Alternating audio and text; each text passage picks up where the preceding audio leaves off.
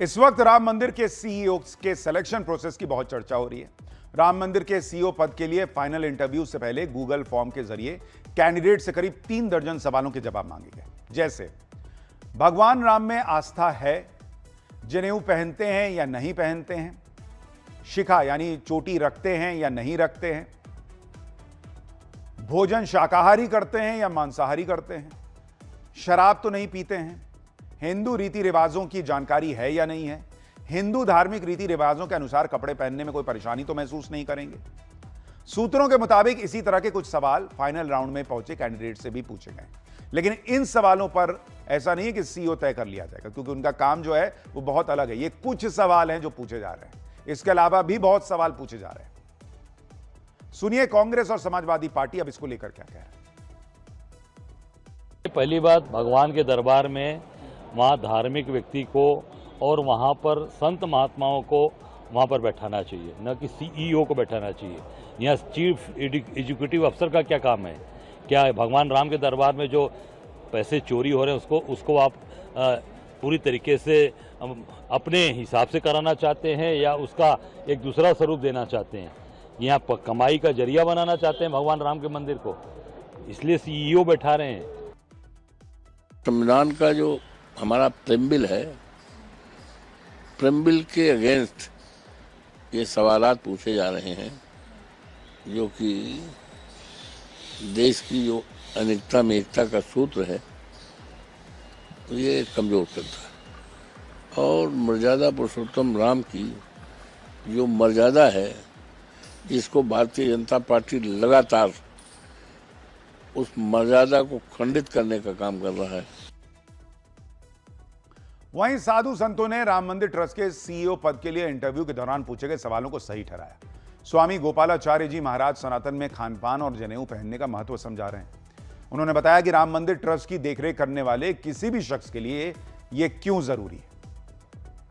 ये ऐसे प्रश्न होना कोई इसमें मैं कहूंगा कि कोई गलत नहीं है। क्योंकि जैसे हमारा खान पान होता है वैसी हमारी मानसिकता होती है। और वहाँ चूंकि राम मंदिर परिसर में जब सीईओ पद पर कोई व्यक्ति होगा तो ये तो बात ठीक है कि औरों के द्वारा कार्य कराए जाएंगे, पर समय समय पर वहाँ पहुँचना भी होगा। और यदि यज्ञ पवित्र धारण किए हुए सीईओ होंगे तो वो कहीं भी अंदर भी प्रवेश कर सकते हैं। राम मंदिर के मैनेजमेंट में जो बदलाव हो रहे हैं उसमें सीईओ की भूमिका बहुत अहम रहने वाली है। इसीलिए राम मंदिर ट्रस्ट ने इसके लिए जाने माने एक्सपर्ट्स की कमेटी बनाई। सीईओ चुनने वाली इस सिलेक्शन कमेटी के बारे में भी सुनिए। इसमें retired justice Pramod Kohli Sikkim high court में चीफ जस्टिस रह चुके हैं, जम्मू कश्मीर झारखंड पंजाब हरियाणा हाई कोर्ट में जज रहे हैं, सीएटी यानी सेंट्रल एडमिनिस्ट्रेटिव ट्रिब्यूनल के अध्यक्ष भी रह चुके हैं। कानूनी और प्रशासनिक मामलों का इनका लंबा अनुभव है। इसके अलावा डॉक्टर सुरेश हावड़े ये भाभा एटॉमिक रिसर्च सेंटर में 27 साल तक परमाणु वैज्ञानिक रहे हैं। श्री साईं बाबा संस्थान ट्रस्ट के पूर्व अध्यक्ष हैं। मंदिरों के पारदर्शी मैनेजमेंट का अनुभव है इनके पास।